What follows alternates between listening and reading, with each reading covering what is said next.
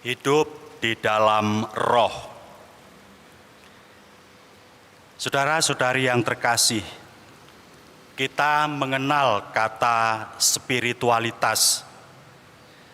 Kata itu berasal dari kata spirit yang artinya roh atau semangat. Spiritualitas adalah daya dorong atau semangat hidup untuk menggapai idealisme atau mimpi dan harapan menjadi kenyataan. Keuskupan kita Tanjung Karang dalam arah dasar pastoral mulai tahun 2018 sampai nanti tahun 2027 merumuskan spiritualitasnya sebagai berikut. Sahabat Kristus yang dihidupi oleh Roh Kudus dan menghidupi Ekaristi tidak membeda-bedakan orang. Spiritualitas tersebut diharapkan menjadi elan vital, yakni gelora hidup kita orang beriman dalam menggereja dan bermasyarakat. Kita meyakini bahwa orang Katolik adalah sahabat Kristus, karena Kristus telah menebus dan mengangkat kita menjadi anak-anak Allah.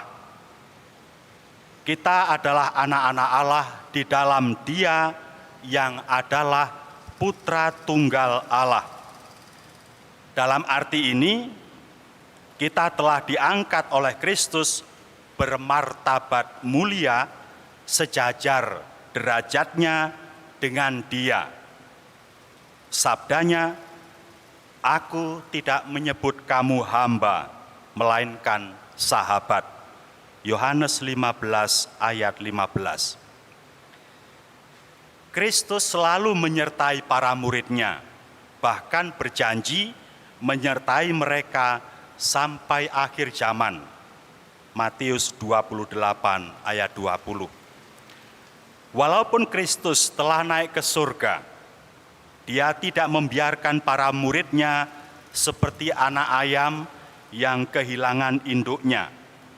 Dia mengutus Roh Kudus, yakni Roh Bapa dan Putra. Kristus tidak bisa dirasakan kehadirannya secara fisik. Dia tidak nampak dalam penglihatan indrawi, namun Dia tetap tidak jauh dari kita. Dia tetap bersama dengan kita. Itulah peran rohnya bagi kita.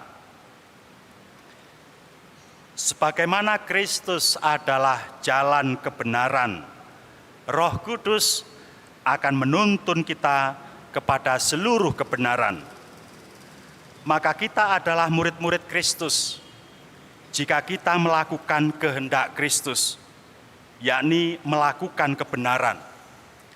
Maka jika kita mengaku murid Kristus, perbuatan-perbuatan kebenaranlah yang harus kita lakukan, bukan perbuatan-perbuatan sebaliknya.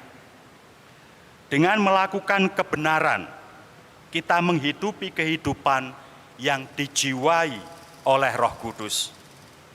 Hasil dari kehidupan yang dijiwai oleh Roh Kudus itu nampak dalam buah-buahnya, yakni kasih, sukacita, damai sejahtera, kesabaran, kemurahan, kebaikan, kesetiaan, kelemah lembutan, dan penguasaan diri.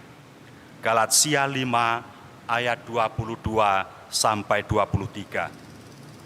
Bacaan pertama tadi juga mengisyaratkan hal itu. Umat Allah seharusnya dihidupi oleh Allah yang Maha Rahim, sehingga mengutamakan perdamaian dan bukan perang, keharmonisan dan bukan permusuhan. Spiritualitas kita dihidupi oleh Roh Kudus, masih ditambah dengan dan menghidupi Ekaristi. Apa artinya menghidupi Ekaristi? Ekaristi adalah pengorbanan Kristus bagi keselamatan dunia. Allah yang kita imani bukan Allah yang kejam, yang menuntut korban atau menuntut sesaji, yang kalau sesajinya kurang akan marah dan mengirim bencana. Bukan. Allah kita adalah Allah yang penuh belas kasih, yang bahkan untuk menyelamatkan manusia, Dia rela mengorbankan dirinya. Itulah Ekaristi. Kristus Putra Allah mengorbankan dirinya untuk keselamatan kita. Maka hidup dalam roh dan menghidupi Ekaristi adalah sikap mental, gaya hidup, cara berpikir, dan bertindak dengan mementingkan orang lain daripada mementingkan diri sendiri. Korupsi, kolusi, nepotisme, dan sikap diskriminatif seharusnya jauh dari semangat hidup murid-murid Kristus. Kasih Kristiani harusnya meretas sekat-sekat primordialisme, merangkul semua orang dengan latar belakang apapun, sebab Tuhan itu tidak membeda-bedakan orang. Kisah Para Rasul 10 ayat 34. Menjadi murid Kristus dengan dihidupi oleh Roh Kudus dan menghidupi Ekaristi membuat kita mengenal Allah seperti Kristus mengenal Allah. Karena Kristus mengenal Allah, Dia hidup di dalam Allah.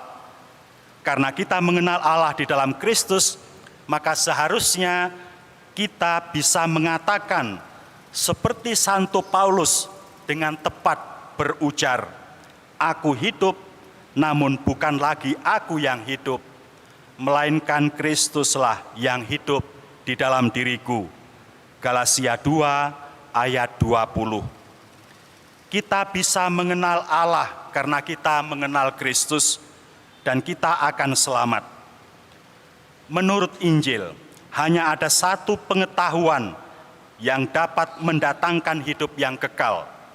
Sabda Yesus, "Inilah hidup yang kekal itu, yaitu bahwa mereka mengenal Engkau satu-satunya Allah yang benar dan mengenal Yesus Kristus yang telah Engkau utus." Yohanes 17 ayat 3. Pengenalan ini sering tersembunyi bagi orang cerdik pandai, namun dinyatakan pada orang kecil. Kita dengar dalam Injil tadi, Matius 11 ayat 25. Sebab mengenal Allah tidak bisa dilakukan dengan kesombongan, keangkuhan, dan merendahkan orang lain, melainkan bisa diperoleh oleh mereka yang rendah hati. Marilah mengenal Allah dengan cara Yesus. Yesus bersabda, "Belajarlah daripadaku, sebab aku ini lemah lembut dan rendah hati." Kita dengar dalam Injil tadi, Matius 11 ayat 29. Kristus adalah jaminan keselamatan kita. Maka marilah kita berlaku sebagai sakramen keselamatan, yakni tanda atau rambu-rambu bagi semua orang. Tuhan memberkati kita. Amin.